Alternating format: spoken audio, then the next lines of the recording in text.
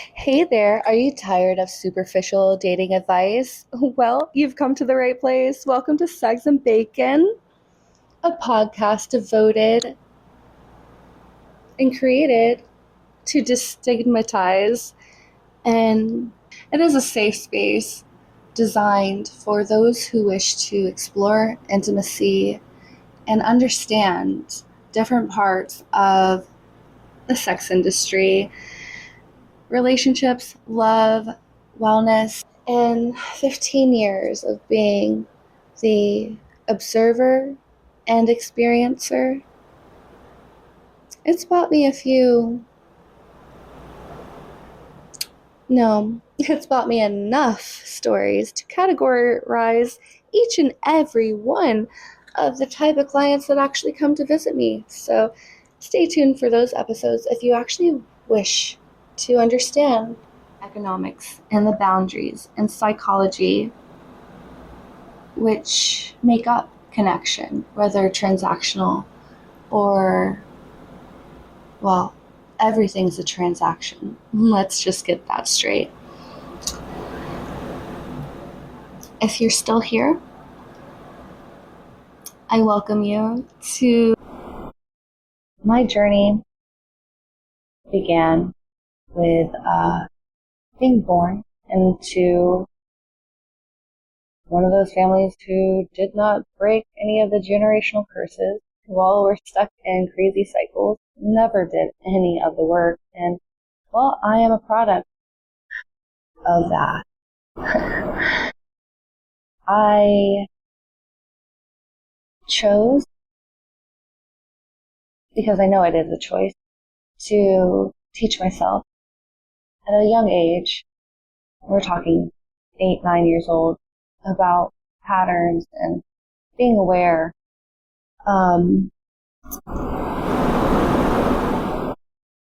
Made the mistake of trying to implement and practice and teach my very toxic parent, mother and stepfather, about these tactics. Well, didn't really work out. By the age 15, I was being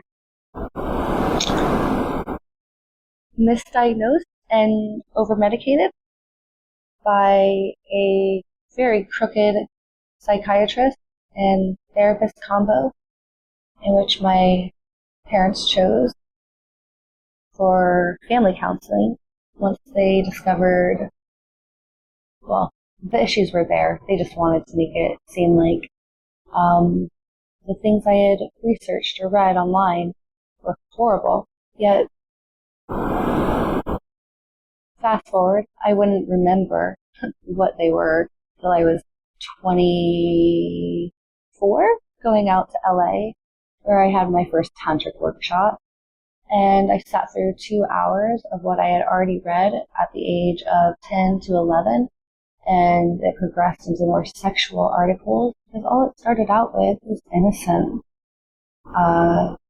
searches and topics like how to be a better lover, how to listen, how to make someone feel seen or heard, all of these beautiful articles which made me hyper aware of what was going on around me and how no one else wanted to evolve. So with that, they found the search history around 13 years old, 14, and there are other events between composition notebooks and just being a teenager,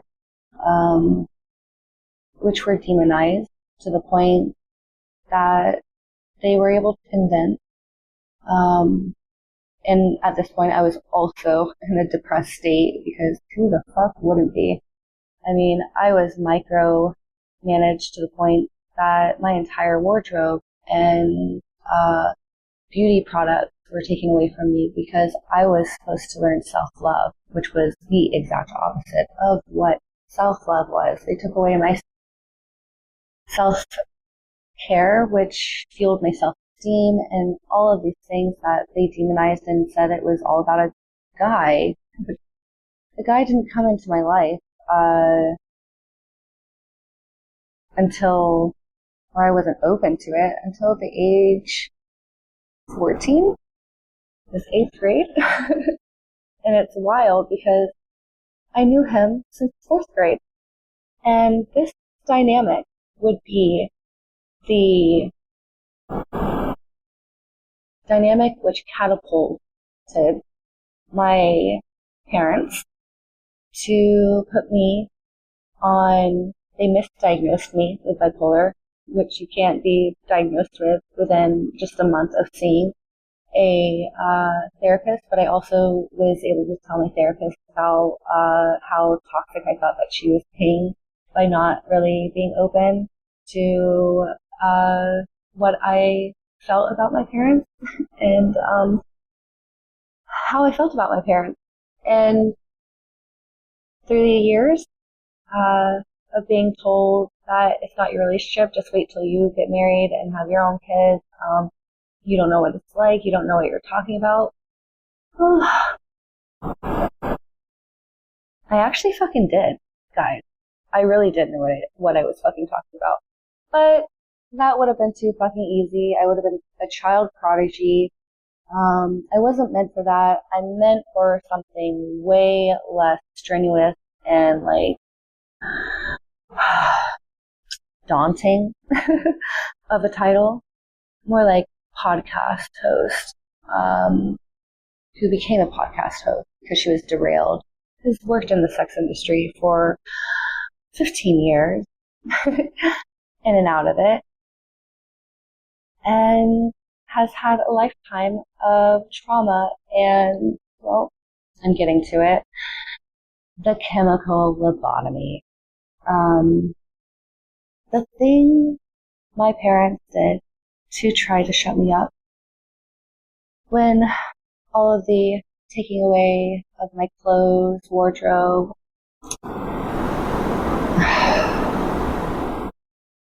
beauty product, identity, soul, what else do you want to say, my life force, they started by trying to take away my mind. And I say that they started because they finished pretty fucking hard. Whew. And it was messy. And I've had to be the one to clean it up. But it went downhill between not having the proper outlet in school, because some children, they need the workload. I needed the workload. I wanted the workload. I didn't care about guys. I didn't want to focus on guys. Like college, education, everything was so important to me. The one thing that my mother told me growing up was education is something that someone can never take from you. And that is also the biggest crop of bullshit she ever fed me, because she is the same fucking woman who would give me my antidepressant, my mood stabilizer, and then a goddamn stimulant. Which, if anyone knows anything about medication, you don't fucking do that. You don't prescribe a teenager all of these things, because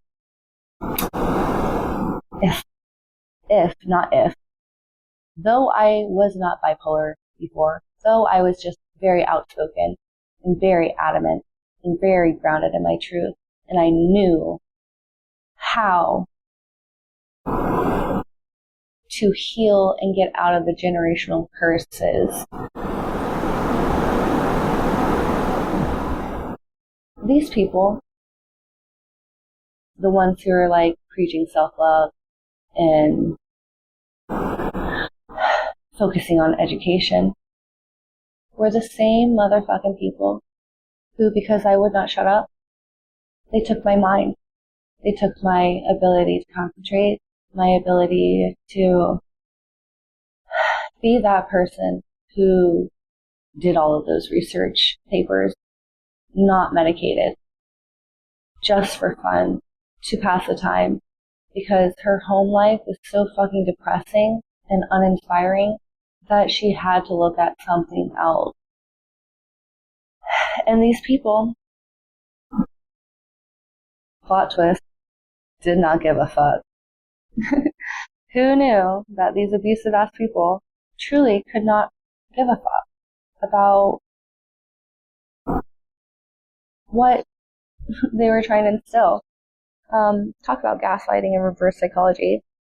Everything taught by them was to make me not love myself and to cripple me and to set me behind. And when they took my mind, and shortly after all the medication, because I wasn't sick, but the medicine definitely made me sick and definitely fueled some crazy decisions, I became exactly what they told the therapist that I was being: hypersexual, promiscuous, mood swings that they couldn't control. They couldn't talk to me or anything. And, well, what the fuck? Why would I want to talk to you guys? I tried, and you tell me that I can't do this, or I won't do this, I'm not capable of this, I'm not allowed to have a job. All of these controlling ass things. Like, my stepfather reminds me of that guy in fucking Stranger Things, the father who axe murdered his family because his daughter got accepted to college and she was going to leave. I mean, at the age of 15, he slapped me across the face and called me a whore. Well, fast forward, I am a very successful, fucking profitable whore. And stepdaddy and mommy, thank you. You guys are the ones who pushed me. So, I don't have shame towards it. Not anymore. These same people definitely fed that shame. It's like they wanted me to kill myself. And they would have gotten what they wanted. Trust me. Soon after, they put me on medication, maybe 3 months, if not only 2 months after the medication. They took me out of school. I should probably save this all for another podcast. I'll dive deeper. But they took me out of school, put me into homeschool, and that was it. This happened in March of that year. I can't remember what year it was exactly, but it's like maybe 2008, 2000. No, it definitely wasn't 2008. Maybe it was 2008. I'm not good at the math here. They took away the last thing. It wasn't necessarily in my mind, even though I could have gotten that back. I would have still done schoolwork properly, especially with the ADHD medicine. But what they took from me was a safe space, and that was school. It was the one place I had hope that I would make it out alive, and I would be the change that I wanted to see in my family. But as soon as they did that, I gave them what they already expected and thought of me. I successfully got guardianship through my sister's dad, who isn't my dad. That's another lie, another story. Got 3 fathers, and goddamn, that is like, whew, definitely a podcast episode of its own. But I moved in with my sister's dad, who was an alcoholic, and stepmom, also an alcoholic. And by being there, I had my first taste of being free. And boy, did I fucking live and start to live and enjoy things. I lost my virginity a month after I ended up having the craziest interactions and not even, because at this point I'm 16. I think it was December whenever I left my home and opted for the very unsafe one, because it was the guaranteed household that I would make it out alive from. Because at the rate everything was going with the safer home, where I wasn't being sexually assaulted, I was just being abused in every other fucking way. Like, literally a chemical fucking lobotomy. That is what they gave me. Oh, and I opted for a path that gave me the ability to experience everything that has shaped me, helped evolve me, helped give me more empathy, helped me relate and destigmatize taboos and open myself up to what this universe truly is and what it has to offer. I've discovered Tantra, healing modalities like hypnotherapy, Reiki, crystal healing, yoga, Mother Nature. I have become someone I don't know if she would exist if it weren't for all the derailment. So the thanks does go to the worst people that could possibly come into your life. It just takes a lot of time to work through it.